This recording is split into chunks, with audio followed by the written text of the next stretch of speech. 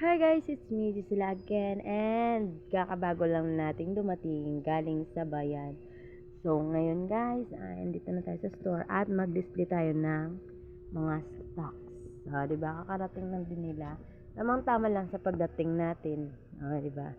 So, gura na tayo guys. Let's do it. Let's do it. So, kailangan lang muna natin unahin yung pag-repack para kahit paano makakuha tayo ng 20 kilos or ilang kilo lang para mamaya meron tayong asukal. Diba? So, sugar muna tayo guys, no? Mauna yung sugar, honey, kaya para okay na siya mamaya. Diba? Tuloy lang ang buhay. Okay. So, ang atin lang gagawin ay kailangan lang may mapatungan lang yung ating phone at magkaroon lang ng holder. Walang holder talaga yung phone guys. So, dyan lang kayo. Dito lang yung phone at mag-repack tayo. So, gawin na natin yung ating mga gawain. Tayo ay marami pang gawain. Kailangan lang ng konting pasensya, konting kasipagan sa buhay. Diba? Para marating natin yung ating mga ninanais sa buhay. So, for the go, ang gagamitin natin ngayon ay plastic na shield as in shield, the brand of the plastic guys. Ito, so 6x12 pang isahang kilo to guys yung gagawin natin ngayon. Yes, tapos ito lang isahang kilo para maya't maya yan talaga ang life. Ayan. Isahan lang para maayos. Mabilis siya pag isahan lang. So, ang gagawin natin ganyan. Ganon. Diba? Gusto ko lang sa buhay ay yakapin mo ako. Ayan. So, at magiging masaya lang tayo guys, no? So, may bibili. Saglit lang po. Yes, parang ganun lang.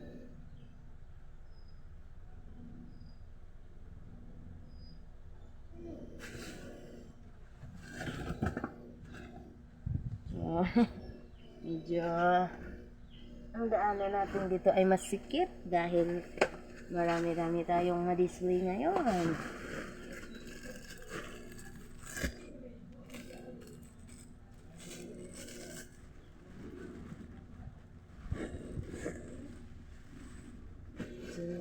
So,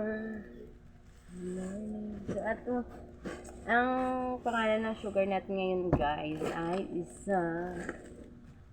ang raw sugar natin ngayon guys ay from Hawaiian Philippine Company. Ewan ko kung saang mailing to guys. So, meron din yung isa natin dyan ay Catalina. Yes, Catalina yung niya, yung pangalan. So, okay din dyan guys. Wash sugar. Yes, wash sugar siya. Parang lang. Ganyan lang magtali. So, para mabilis, ganyan. Talian mo lang.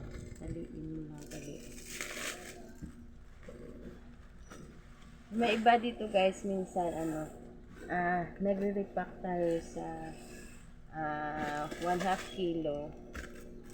Magtali kayo dyan. Medyo sobra. Bawasan na ng sobra. Pag sobra, bawasan na natin guys. Kung magtali tayo guys, ganyan lang. Tapos ganyan, kunting ikot. Tapos ito, sabayan mo na lang. Ganyan lang. Yan. Ikot mo lang, tapos ipaloob yung isa. Tapos ganyanin lang. Yan.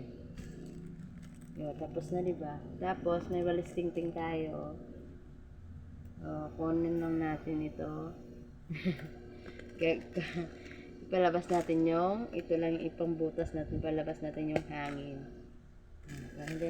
Para walang hangin at hindi madaling mabasag, hindi madaling ano siya, mabagsak. Pag mabagsak, hindi siya maano agad-agad.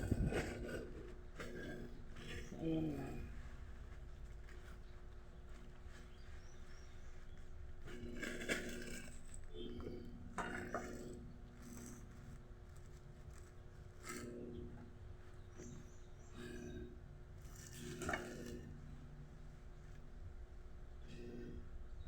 Okay. 1 kilo talaga, guys. Eksakto sa presyo, tapos eksakto din sa kilo, guys. Kailangan ganyan. So, meron, guys, mga mura. Sinasabing 1 kilo lang, pero nasa 3/4 lang. Inalagay nila. Nasa 3/4. Parang ganyan. Ewan ko kung bakit. Ganyan yung mga ano nila. So, ayun, diba? Hindi yan maganda. Pero mga scammer din, guys, sa ganitong mga paraan. Sa ganitong mga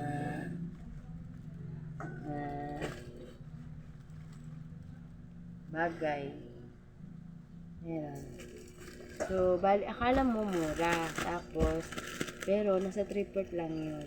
So, maraming bibili dahil 3/4. Halimbawa, nasa kilo ng asukal ay 60.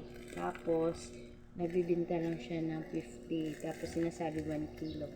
Mga ganon. So, matiyak mo, guys, pag mura siya, try mong i-kilo. Yes, try mo ang kilo, guys. Kasi, yung iba, kulang yan. Binabase din nila yung presyo sa kilo nila. So, palagay natin, mura siya, pero hindi siya mura, guys. Parang yun lang yun. Kinaltasan lang ng gramo. Tapos, ayun, iba na yung iba na yung presyo. So, parang mura siya. Kunti na lang man yung pag 3/4, guys, kunti lang man yung parang 1 kilo pa din yung 3/4. Hindi ka tansyado sa mga kilo. Hindi mo malalaman, di ba? Yung sa palagay mo lang, murahin lang talaga. Hindi. Hindi na lang. Kasi, mga mga nila yan, mga tactic. Yes, para dugukin sila ng tao. Oo, para ganun. Maraming tao yung gustong bumili sa kanila. So, swak din sa budget mga ganyang bagay.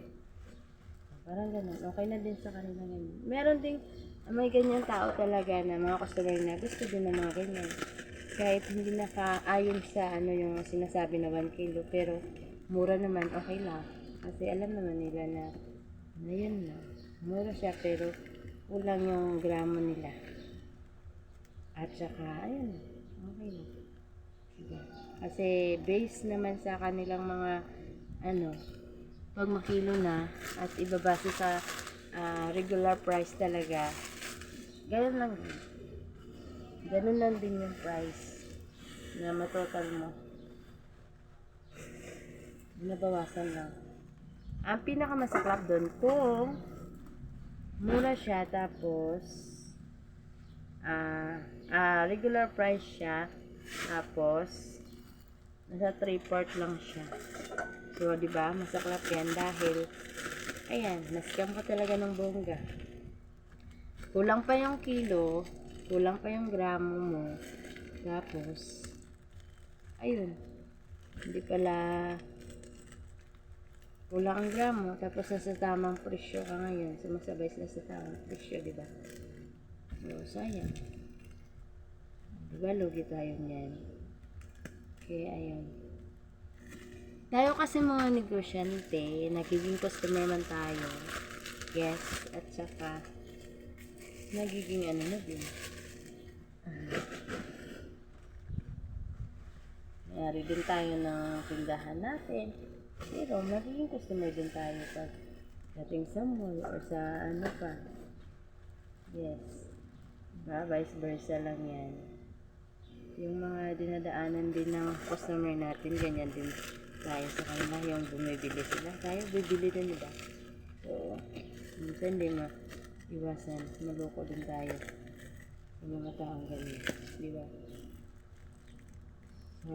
Gaya ng plastic nito, minsan guys, ayan, wala to guys, minsan iba na, wala, nag-iisip, broken hearted din yung plastic minsan, nakikipagsabay din. Hindi siya minsan guys, hindi siya okay. So, bilis natin makaipon ng guys, asukal.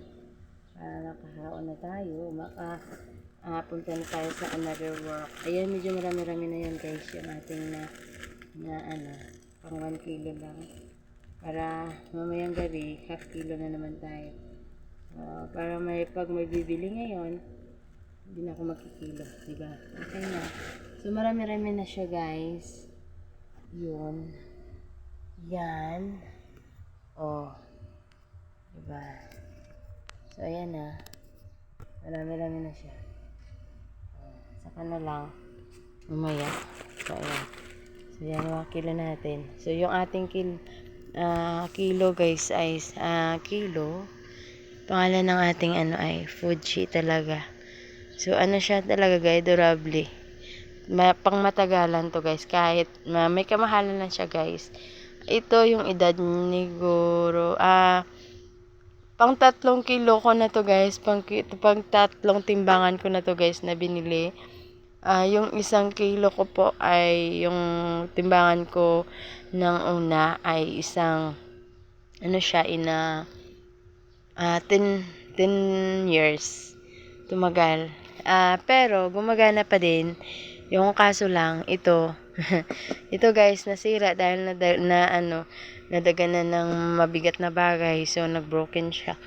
So ayun, pero ginagamit pa doon ng ating kapatid doon sa bahay nila. So ang ginawa lang guys, dahil na siya, na broke dito guys, so nasira. So okay na, ginagamit pa din. Magagamit naman guys kahit wala tong crystal na to guys. So magagamit siya. Ginagamit na nila, kaso nagbili na ako ng bago. So, pinagamit ko na lang sa kanila yung ayun.